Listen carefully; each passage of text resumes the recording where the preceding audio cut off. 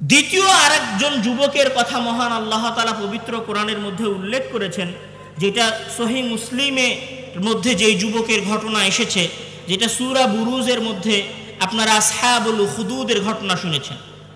সেই যুবক কি? সেই যুবক একজন বাদশার দরবারে রাসূল সাল্লাল্লাহু আলাইহি ওয়াসাল্লাম বা ইসলামের অনেক আগের যুগের কথা, যেটা রাসূল সাল্লাল্লাহু আলাইহি ওয়াসাল্লামের কথাকে ইমাম মুসলিম রাহিমাহুল্লাহ তার কিতাবের মধ্যে নকল করেছেন, যে একজন যুবক ছিল, সে সঠিক দিনের ওপরে ছিল।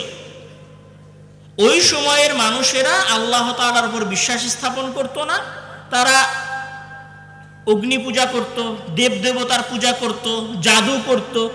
তো ওই বাদশার দরবারে একজন জাদুকর ছিল, বিখ্যাত জাদুকর। ওই জাদুকরকে বলা হলো যে তুমি তো কিছুদিন পরে মারা যাবা, তোমার অনেক বয়স হয়েছে, তুমি একজন ছেলেকে জাদু শেখাও। মুসলিমের ঘটনা।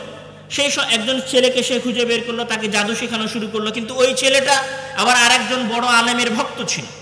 ওই আলেমের কাছ থেকে সে আবার দিনের জ্ঞান অর্জন করতো। এখানে জাদুকরের কাছে জাদু শিখতো, আর ওইখানে আলেমের কাছে দিনের জ্ঞান অর্জন করত। কিন্তু জাদুকরের জাদুর চাইতে তার উপরে ওই আলেমের জ্ঞান বেশি ভারী ছিল।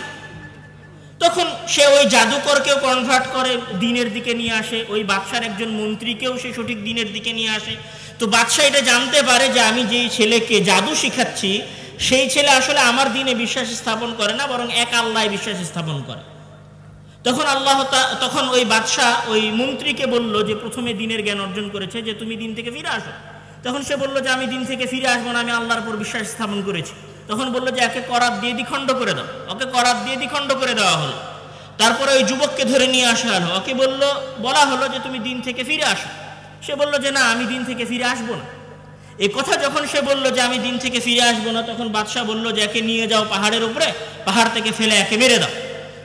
পাহাড়ের উপরে তাকে নিয়ে যাওয়া হলো হত্যা করার জন্য। যারা পাহাড়ের উপরে নিয়ে গেল তারা সবাই পাহাড় থেকে পড়ে মারা গেল, আর ওই আল্লাহর উপর বিশ্বাস স্থাপনকারী যুবক সঠিকভাবে ফিরে আসলো বাদশার কাছে। বাদশা বলল কি ব্যাপার, আমার বাকি লোকজন কই? সে বলল তারা সবাই মারা গেছে। তখন বাদশা আবার কিছু লোক দিল যে একে তোমরা নিয়ে যাও, নৌকায় নিয়ে গিয়ে নদীর মধ্যে ডুবিয়ে মারো। ওকে সবাই মিলে নৌকাতে করে নিয়ে গেল নদীর মধ্যে, সমুদ্রের মধ্যে ডুবিয়ে মারার জন্য। বাকি যারা ছিল তারা সবাই নৌকা থেকে পড়ে মারা গেল। সেই যুবক আবার ফিরে আসলো বাদশার কাছে।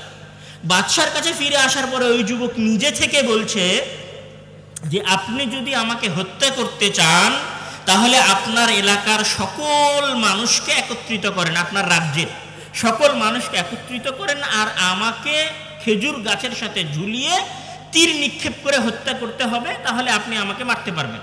বাদশা ওই ছেলের কথা শুনলো, সকল মানুষকে একত্রিত করলো। সকল মানুষকে একত্রিত করার পরে তীর নিক্ষেপ করার আদেশ দেওয়া হলো। তো ওই ছেলে শর্ত দিল যে যখন আপনি আমার দিকে তীর নিক্ষেপ করবেন তখন আপনি বলবেন বিসমি রব্বি হাযাল গোলাম, যে আমি তীর নিক্ষেপ করছি এই বালকের প্রতিপালকের নামে। সকল হাজার হাজার মানুষ একত্রিত হয়েছে, খেজুর গাছের সাথে ওই যুবককে ঝুলানো হয়েছে। বাদশা তীর নিক্ষেপ করার আদেশ দিলেন যে বিসমি রব্বিল হাযাল গোলাম বলে তীর নিক্ষেপ করো। যখন তীর নিক্ষেপকারী বিসমি রব্বি হাযাল গোলাম মানে এই গোলামের, এই যুবকের প্রতিপালকের নামে তীর নিক্ষেপ করলাম, এ কথা বলে তীর নিক্ষেপ করলো আর ওই যুবক মারা গেল, তখন আশেপাশের হাজার হাজার মানুষ সমস্বরে বলে উঠল আমান্না বিরব্বি হাযাল গোলাম, আমরা সকল মানুষ এই যুবকের প্রতিপালকের উপরে ঈমান আনলাম।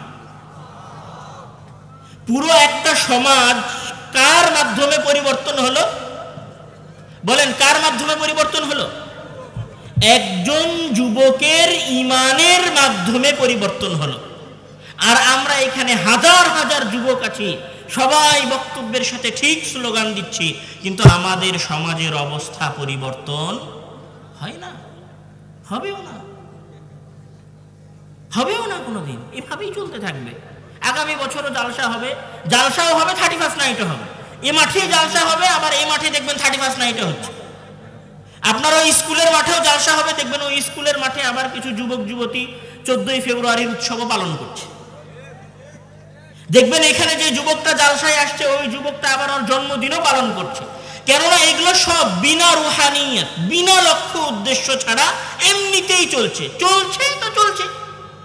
বক্তার বক্তব্য ভালো লাগলে ঠিক বলতে হবে, ভালো না লাগলে চুপ করে থাকতে হবে, আর না হলে উঠে চলে যেতে হবে। এই যে ট্র্যাডিশন, এই ট্র্যাডিশন থেকে বের হয়ে আসতে হবে।